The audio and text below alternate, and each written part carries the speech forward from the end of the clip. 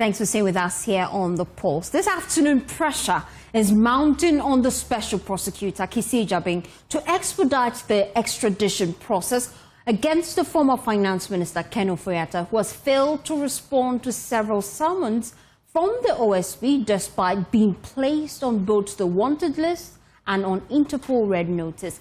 It has been 9 months since the former Finance Minister first declared himself a fugitive of justice. In fact, the OSP declared him the fugitive of justice, with steps initiated to extradite him to face criminal charges in Ghana. Last week, correspondence between the Attorney General's office and the OSP over the extradition process leaked, raising claims that the OSP has allegedly refused to submit the case docket to the Attorney General. There's more in the following report. In February of 2025, Special Prosecutor Kisi Jabing addressed journalists and laid out his case against former Finance Minister Ken Ofori-Atta, who was a person of interest in several cases of corruption. The OSP consequently declared Ken Ofori-Atta a wanted man. The OSP declares Kenneth Nanaya Ofori-Atta a wanted person. He is a fugitive from justice. And this is to Mr. Ofori-Atta. You have two choices. You can either return to the jurisdiction voluntarily, or the OSP will enforce your return. A few weeks later, and following assurances by the former Finance Minister that he will return to the country after some medical procedure, the OSP removed him from the wanted list. Despite this agreement, however, Ken Ofori-Atta refused to return to Ghana, claiming a complication regarding his medical status. The OSP then reinstated him on the wanted list. Mr. Ofori-Atta's conduct is totally unacceptable and a baleful spite at law enforcement and criminal investigations. It ends here. We will no longer accommodate him. The OSP redeclares that Mr. Ofori-Atta is a wanted person. The family of Ken Ofori-Atta had claimed he had been diagnosed with prostate cancer and had to undergo a complicated medical procedure in the USA, where he currently is. The OSP has since been collaborating with the Office of the Attorney General to have him extradited to Ghana. 10 months since the first declaration, however, Ken Ofori-Atta has neither been arrested in the U.S. nor has he voluntarily returned, with recent reports claiming the OSP was not assisting the AG's office in the effort to extradite him to Ghana. But sources close to the OSP say the matter is receiving the needed attention and that recent reports could benefit Ken Ofori-Atta, who can claim to U.S. authorities that the supposed criminal case against him is politically motivated. Anti-corruption campaigner Edem Selanu says information available to him from the OSP contradicts the claims that the office is refusing to cooperate with the Attorney General to conclude the extradition process. Let's listen to him. We'll be back with more. I understand this continuous attack of the OSP, and now the actions to be taken are no longer in the court of the OSP, and yet people are saying the OSP is delaying. But should the OSP move to the dictates of what people are saying, or move by what the law says, for him to, do what he's supposed to do? And the OSP has been doing that. I mean, the OSP stuck to their guns in spite of all the backlash. They were being insensitive, and still said, no, we have every suspicion that he will not show up. So we are putting him on red alert. People were not happy with that. Upon all the commitments, all the way up to June 2nd, the man said he will appear. 3 or 4 days to June 2nd, he says, I cannot come for whatever reasons. Now, he's not saying he's in surgery. He's not saying he has whatever. And he's walking the streets of America. It's not a government decision. Honestly speaking, it is no longer in the court of the ages. In fact, I'm aware that this week they are likely to call a press conference where I think they've done further work where there are additional charges they are looking at. So the OSP has continued to work, trying to, as it were, mine the data they have. And in the information I have, they are likely to have additional charges they're going to press by the end of this week. Meanwhile, private legal practitioner Martin Pebu insists the OSP should consider initiating a trial in absentia against Ken Ofori-Atta if the former minister continues to evade justice. It's a time where some of the points, leave it to the technical people, because when you get in too much, you would cause a bit of confusion. Now let's do this. let's do a bit of education. There's a law called Mutual Legal Assistance Act, right? So for criminal cases, when you need help, you go through it. Now, Ofori-Atta said you do video conference. I currently don't have the law here, but in times past, we read it. Before you do the video conference, the simple point we are making is that you can ask the U.S. authorities to take Ofori-Atta's statement for us. So they will take what we call caution statement. Then they will take charge statement. If there are any other things, we will act through that. That's why we made the law. So, Adam, I think this one, maybe we should talk behind the scenes so that we don't appear to be fighting in public. But please, we all want the law to work. So we have a law, we have a legal framework that allows us to get the U.S. authority. And we've debated this ad nauseam. So it's Ofori-Atta himself who said he will cooperate with the U.S. So, and when it comes to taking the statement, it's not any difficult thing. Once the Americans agree, they will ask him to come to whichever office of the FBI or which other investigating authority will use. Then they will take the statement from him. It's not rocket science.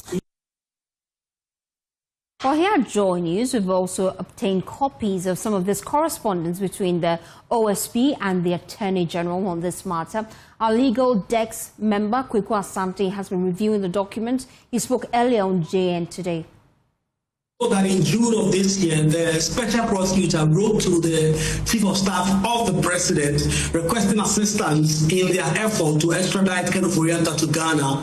The chief of staff's office did forward that letter to the Attorney General's office to liaise with the OSP on this matter. The AG specifically wrote to the OSP requesting some staff support from the OSP on that matter, and also the specific docket and the update on the investigation and wherever they may be. The OSP did, in fact, reply the letter of the Attorney General and recommended 2 people to assist him with that investigation. However, the docket did not go. We are getting some understanding and some responses, some officials from the OSP and some of the sources we are digging, that the OSP denies the claims that he is not cooperating and that in fact the docket is being worked on, the investigation has been working on for quite some time now, and as soon as that concludes, he will forward him to the Attorney General for action. And as we heard there from Adam Senano, the OSP may this week organize a news conference and lay out the specifics of what he has been able to do together with the Attorney General's office in getting to the point where they can extradite Ken Ofori-Atta to Ghana and be fine. That's perfect. Kweku, would you confirm to me that over the weekend this document or the source that we have from the OSP corresponds with what you're just telling me, that it explains why the docket had not been forwarded to the AG? Would you confirm this to me? Well, yes, a couple of the information in there are all confirmed, and the sources in terms of what we are trying to compare the facts and some of the leaked letters we've seen. It all confirms, and that the only thing the OSP is yet to do as regards to the Attorney General is to forward the letter or the docket to the Attorney General's office, and that we are told is being worked on aggressively, and as soon as that is ready, it will get to the AG's office. Well, let's now listen to Professor of International Law at the University of Ghana Law School, Kojo P.J. Tia. He believes that the OSP must first establish a strong legal basis for the extradition before it can even proceed further. It involves the country where the alleged criminal is located, which is in the case the U.S., and the country which is requesting for the alleged criminal to be brought to justice, in this case Ghana. And in between is Interpol, that is the International Police Commission, which, and as things stand now, the government of Ghana has issued an arrest, has asked Interpol to issue the red alert, which in itself does not constitute a warrant of arrest, but it's a notification that this person is alleged to have committed some offense and is wanted by that country, in which case Ghana. And for the process to really work, we have a situation where Ghana and US already has an extradition treaty between them. So it makes it easier. But all the same, it calls for the country which is requesting for the alleged criminal to complete all the processes. And it also has to make sure that the offense that the person is alleged to have committed is not considered a political offense. Secondly, the person may not, the person shouldn't have already been tried for that offense. And there's also the question as to whether the offense that he's being alleged to have committed is an offense in the two countries, both countries as well. So when all these conditions are met, then the onus or the burden lies on the U.S. to initiate that process. And so at the end of the day, U.S. also has to agree. And because they are all parties to either Interpol agreement or convention, and also there's that extradition treaty between Ghana and the U.S., it should be easy and possible for U.S. then to arrest this person for him to be brought to Ghana for trial. Thank you, Prof. But just what you've just said, it should be easier, knowing what you have just told us this afternoon. Ghana has a history of cooperating with the U.S. when it comes to extradition issues. This year alone, Ghana has extradited several Ghanaian nationals accused of internet fraud and maybe money laundering to face charges in the U.S. Should Ghana be more assertive to U.S. authorities, given the history of our cooperation? Well, that is a matter that the two governments may have to resolve, but I'm sure that at the end of the day, it should be possible for U.S. to cooperate to ensure that Mr. Ofori-Atta is brought to Ghana for trial. But yes, in terms of the legalities, Ghana can request for Mr. Ofori-Atta to be brought to Ghana, but sometimes there's some political issues involved, and if that is ironed out, then it is possible for him to be brought to Ghana for trial. So, Prof, finally, in very simple terms, it's not very strange that in 9 months, the OSP has not been able to, or hasn't been successful with this. It's not strange. It may sound strange, but it's also about how Ghana takes the matter seriously and how cooperation between the OSP and the Attorney General's office works. If they're able to do all the paperwork well, and able to establish that this is all the papers that should be sent to the U.S., the U.S. is satisfied with that, then it eases the process for him to be extradited to Ghana.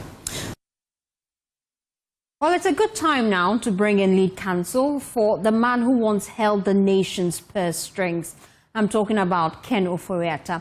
And joining me now for the conversation is Frank Davies. We appreciate your time here on The Pulse. Currently, where is your client and how is he faring? Good afternoon to your cherished listeners and esteemed viewers. Where is Ken Ofori-Atta now? But we all know where Ken, but don't you know? Tell me where he is as we speak, because the OSP is looking for him. He's in the United States of America. He's a wanted man. Is in the United States of America. It's a notorious fact. Everybody knows that he's in the U.S. And how is he faring? Because he's a wanted man. Why? A wanted man cannot fare well. He is good. He is good. He is sustained by the good Lord every day. I want you to update us on his health as we speak, because we are aware that he went through some medical procedure for which he told the OSP he cannot be in the country for him to interrogate him in person. How is he faring now? I can only speak to the legal issues concerning Ken Ofori-Atta. I don't have his mandate to digest into his health-related matters. Those are very personal and confidential to him. So yes, I'll deal with the legal matters, but I'll leave the health issues to Ken. Well, the legal matters is actually what we're dealing with, really, because one of the key reasons why you are representing him now is because the state has a case against him, which he has failed to appear before the OSP for on the grounds of his ill health. So as his counsel, I'm sure, you must be in touch with him. You must know how he's faring as we speak. So we want to know, is he coming back home? You asked me a question from the beginning, and I said to you he's well, but he's being kept by the good Lord God. What again was I supposed to say? In any event, you started by saying that what he didn't want to cooperate. I don't know what you didn't want to cooperate or whatever you said. Ken Ofori-Atta had made himself available through legally permissible means. When this matter broke, Ken Ofori-Atta, through his lawyers, wrote to the OSP that he was available for an electronic transmission video conference, which is permissible by law. The OSP didn't accede to that. There's the Mutual Legal Assistance Act, which is applicable among countries. The OSP refused to take advantage of that, insisting that he wanted an in-person interview with Ken Ofori-Atta. Whatever that meant, only God knows. So anybody cannot be held to be saying that Ken Ofori-Atta is frustrating on anybody or is not making himself available for whatever. I think that premise is wrong, and we should all get it right. He has made himself available through his lawyers and has always wanted to cooperate with the OSP. It is too late in the day now to be saying that Ken Ofori-Atta is not cooperating. So he's cooperating, but the OSP wants to see him in person. His legal right to be respected, okay? The OSP wants what? The OSP wants to see him in person. The reason why we want to find out about his health, is he fit to come into the country? I have said to you that Ken Ofori-Atta is well. He has had health challenges. He's gone through surgery. I'm struggling to hear Frank Davies. I'm presuming our audience same as well. If you could speak a bit louder for me to help us. I'm saying I have already said to you, and it's a notorious fact, okay, that Ken Ofori-Atta had health challenges. Currently, he has gone through surgery, and he is recuperating, something that is known to each and every other Ghanaian in this republic. It is no news. So Ken Ofori-Atta is well. The OSP went against all legally permissible means to have him interrogated or interviewed, and he was insisting that he wanted an in-person interview with Ken Ofori-Atta, and that he will use all the legal force of the state to have him extradited to Ghana. And that is what we have all been waiting for. And so it begs the question, really, if your client is faring better, as you've said, why doesn't he come into the country? You want me to answer this question for you? Why there are no other legally permissible means by which he can be interviewed? Is it only by coming to the country? And why are you asking not the reverse? Why are you not asking the reverse? The OSP has told all of us that he is going to bring him here. And so he's actually trying to. He has issued an Interpol red notice. You have asked me a question. Can I answer, please? Please answer. Yes. If Ken Ofori-Atta by himself is not coming, there's a reason why he is not coming. Because his health is still challenged. But you just told me he's doing better. What? But if somebody is recuperating, it means he can just leave America and come here. If somebody is recuperating from surgery, by your analogy, because he's recuperated, he should just throw himself back into Ghana. I don't think it works that way. In any event, the OSP has told Ghanaians that he is going to use all the force at his command to have Ken Ofori-Atta brought into the country. If Ken Ofori-Atta is not coming as you are alleged, the OSP should be in a position to bring him. And the OSP is making attempts to. He has issued an Interpol red notice. He, so far, based on what we're finding out, is working together with the Attorney General to start the extradition process. But then there are concerns being raised now that Ken Ofori-Atta should be tried in absentia. As his legal representative, what are your thoughts on this? I have no thoughts on this. Go and ask the people who are saying it should be tried in absentia. I have no thoughts on this. I have no thoughts. I think those who are making the demand and the call for him to be tried in absentia should be answering the question you're asking me. But as his counsel, you must be concerned, really. You must be concerned that pressure is mounting on the OSP to try him in absentia. If your client argues that he's innocent, shouldn't he be making attempts to come back into the country so that he can answer the crucial questions on the mind of Ghanaians as well as that of the OSP? Do you know the text of criminal prosecution? Who said to you that my client has to prove his innocence? Who ever said that to you? That my client has to prove his innocence? It is the duty of the state to prove his guilt beyond a reasonable doubt. So stop what you're saying. But his reputation is at stake, isn't it? His reputation is at stake, isn't it? His what? His reputation is at stake with all this talks about him in the public, in the media space. The OSP is after him. I'm sure he's concerned about his reputation. Why not show up and let's squash all these talks? Are you being judgmental or something? Far from the case. I'm seeking answers. No, I said, are you being judgmental? An accused person is innocent until he's proven guilty. So stop this business about his reputation is at stake. What kind of reputation are you alluding to? Are you charging him? An accused person is innocent until he's proven guilty, and you get it right. And stop being judgmental about reputation and all that. Counsel, I am not being judgmental. I'm simply asking questions that are pertinent at this point in time. The reason why I started the conversation by trying to find out the state of your client. And I'm saying my client is recuperating. Is that what you don't understand? He's recuperating from surgery. Is that difficult to comprehend? He's recuperating. And when he's fully fit and able to return to Ghana, he will. And when would that be? How am I supposed to answer that? But as his lawyer.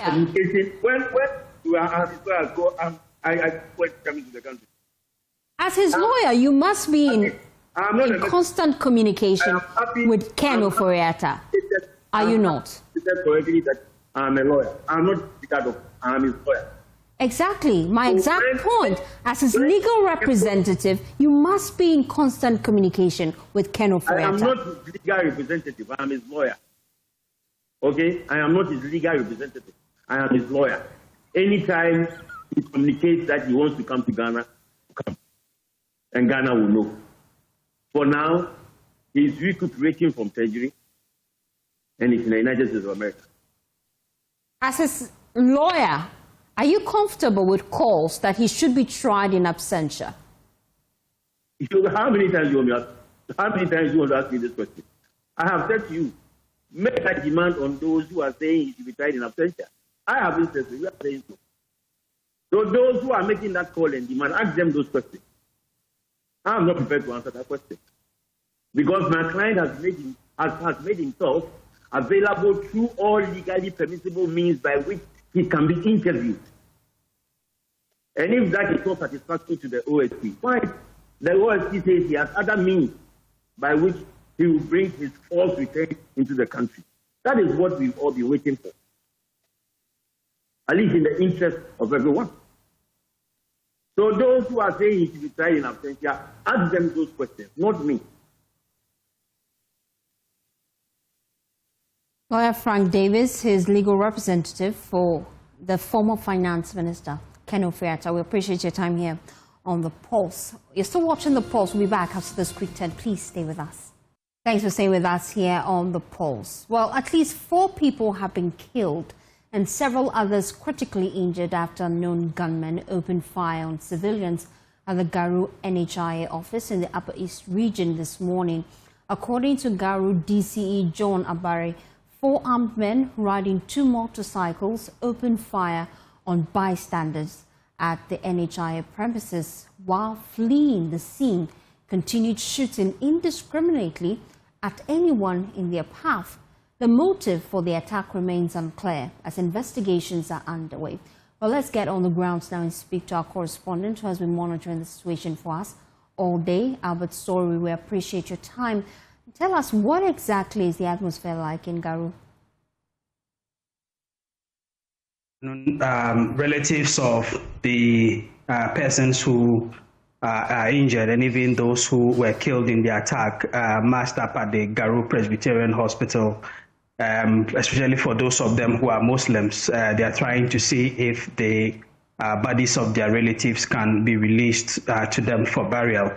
Earlier, when I spoke with the district chief executive, he told me that they've had to release one body at the time that I was speaking to him. We do not know if the rest of the bodies have been released for burial yet, because obviously investigations are also ongoing. But just before I joined you, we were getting some information that it appears that one more person who is one of the injured may have died, to increase the number of people who have now died to 5. We are yet to solidly confirm that with the district chief executive. But as I speak to you, a lot of people who are residents are talking about the incident. Some have gathered at the hospital to visit their injured relatives as well. Do we know how many individuals are injured?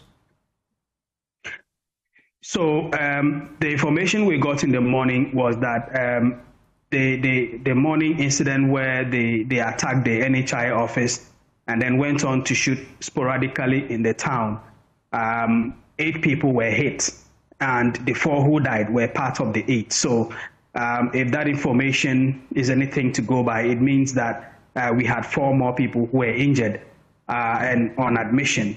But we understand they went into a neighboring village and shot some more people. The district chief executive, when I spoke to him this afternoon, said that he was on the way to that place to ascertain what was also going on there. As we speak, we don't have enough information as to how many more people were attacked. But the information I'm getting from some other sources within the area indicate that this could be a very huge number of people from what we are gathering so far.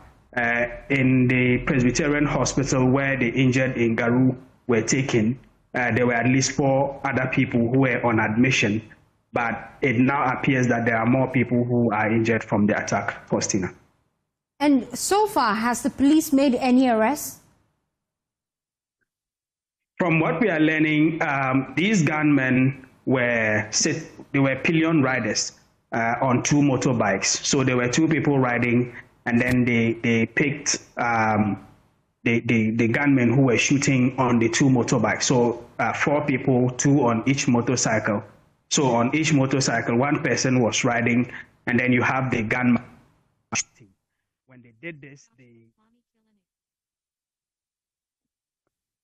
Oh dear. Albert, we seem to have lost you briefly. If you can position rightly, I'm sure it's a problem with your connection. You're just giving us updates on if there has been any arrests so far. Albert, I'm told I have better connection to you. You can proceed. Yes, Faustina. So I was saying that so after they carried out the attack, they were on the run, and we don't know if police has managed to arrest them yet. In fact, just before I joined the feed this afternoon, we had not yet confirmed any arrest because they carried out the attack and they ran away. Some other information I got indicate that they when they moved into the other village that I was talking about, when they shot people, they stole 1 more motorcycle. And run away with it. So as we speak, we haven't been able to get confirmation as to whether an arrest has been made yet. Thank you so much, Albert Sorry, joining us all the way from the Upper East region. Well, thankfully, I have the DCE for the region, just like my colleague says. He joins the conversation, just give us updates. The District Chief Executive for the region, John Abari. We appreciate your time here on The Pulse. Let's start with your preliminary briefings you've received from the police. Do we know who these individuals are? Yeah, good evening, and good evening to your listeners. Yeah, In fact, I'm just, we just dropped a corpse of one of the deceased persons to a village under Boku called Manga. So I'm just from there coming back. In fact, we don't have any arrest or anything from the police yet because we are just running here and there trying to organize things. But for now, there is no any arrest that has been made yet. Do we know the number of individuals who are dead so far? My colleague tells me the number may have increased. Is that the situation on the ground? Yes, the number that have been confirmed from the hospital as death are 4 currently. Is there any update as to... About 4 people too are also injured, but that is, I cannot confirm whether that is all the number or not because we are just busy moving around, even depositing the corpse to the family. I think I went with my car to under Timpane. One person too was also coming from there. That person is working in the health insurance office in Garu. So together, myself and the police, we send the corpse there. And then we also send the corpse to Boku, who was a head teacher in one of the primary schools in Garu. So far, the 4 individuals that are dead, based on what you're telling us, have you released their bodies to their family members? Yes. All 4 of them? Yeah, there are 4 of them. After they were sent to the Presby Hospital in Garu here, and they were confirmed dead. And how is the situation on the grounds, knowing fully well that these individuals are still on the run, no arrest has been made so far? How are you handling the situation on the ground as the district chief executive? Yeah, in fact, the situation on the ground is actually confused. Everybody is confused. We don't know where the assailants are coming from. And actually, as they are not even being arrested, everybody is scared. But I can see that there's calm. I can see people around, moving around, but actually people are, let me say, they are afraid. And then everybody, in fact, everybody is afraid here. And will you be increasing police presence and visibility in that area? Have you been in talks with the police to ensure that they increase their visibility in the area?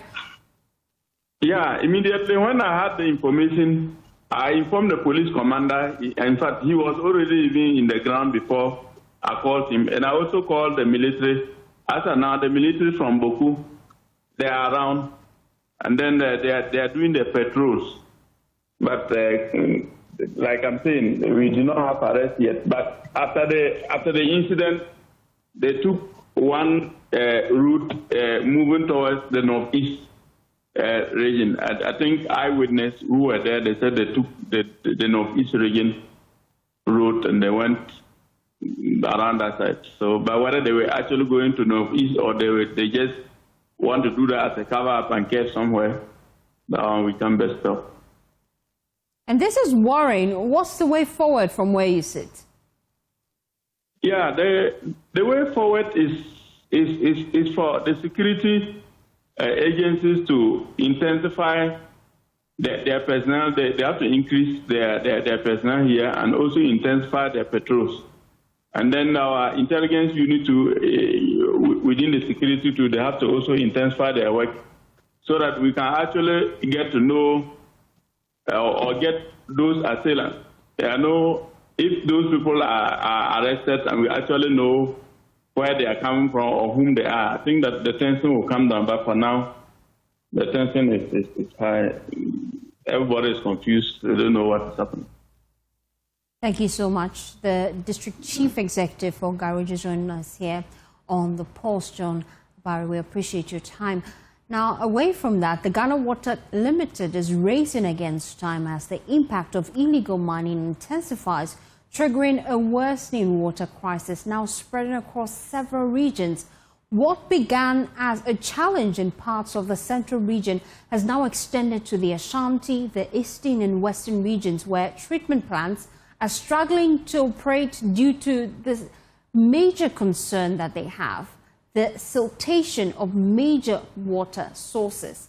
Now, during a press conference, the managing director of the company, Adam Mutawakilu, says it is urgently, the company is urgently in need of some 300 million Ghana cedis to safeguard its treatment facilities and embark on large-scale desilting exercises to sustain water production.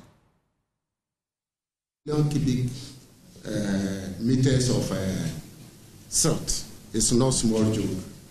If you refer to published figures from the Ministry of Works, Housing and Water Resources, a cubic feet is averaging about 150 Ghana cedis. To desilt 1 cubic feet is averaging around 150 Ghana cedis. So the budget is huge. But when you take Berkesi out, the others, within about 300 million can undertake it. But some of them are 2 million Ghana cedis, 1.5. We have several, depending on the depth of the silt. 300 million, apart from the Owadi.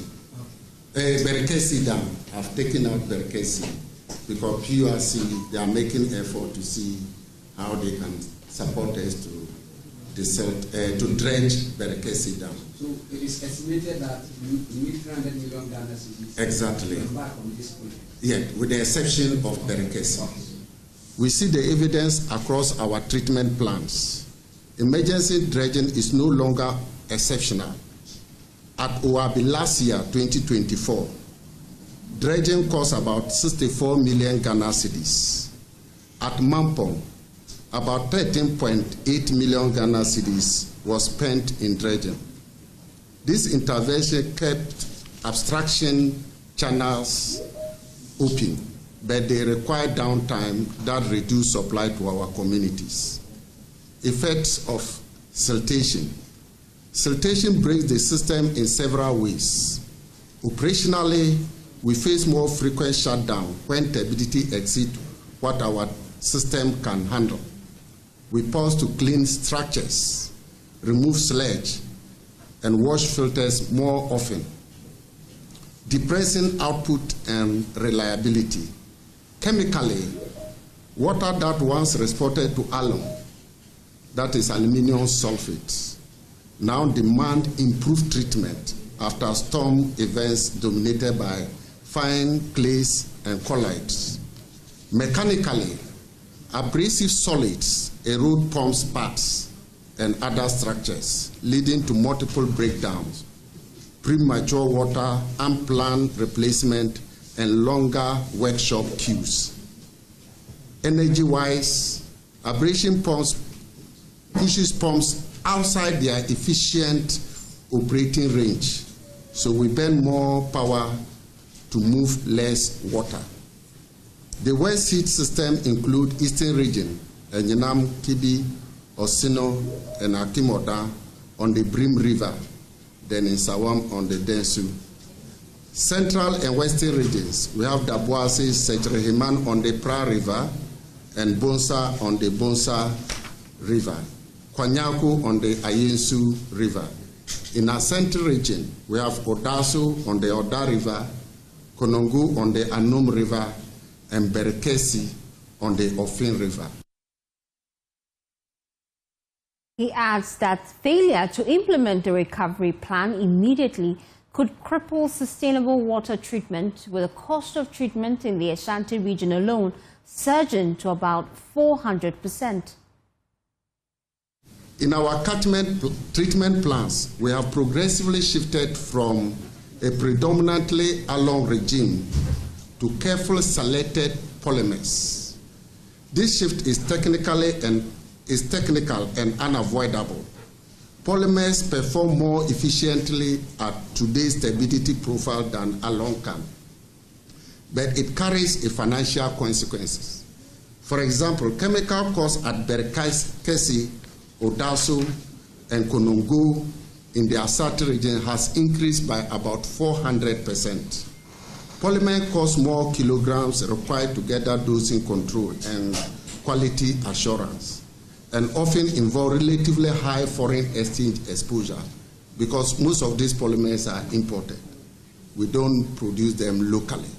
So when the foreign exchange fluctuates, it has significant effects as a result of the exchange rate. The mechanical and energy story is similar.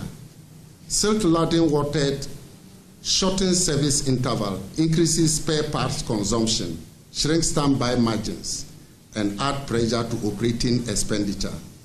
Let me state this plainly. Ghana Water Limited is a tariff-regulated utility. We cannot immediately pass sudden costs that surges to consumers, nor do we wish to. Affordability matters, But the gap between regulated revenue and siltation-driven costs stretches the company beyond reasonable limits, and if left unaddressed, threatens the sustainability of our mandate to deliver safe, reliable water.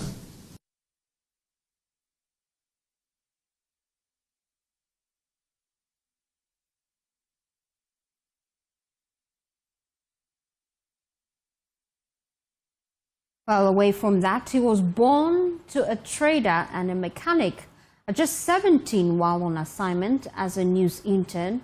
A chance encounter with another 17-year-old software engineer who was on his way to register a company to build websites and apps. Well, we'll give you details of that story when we return from this quick turn. Please stay with us.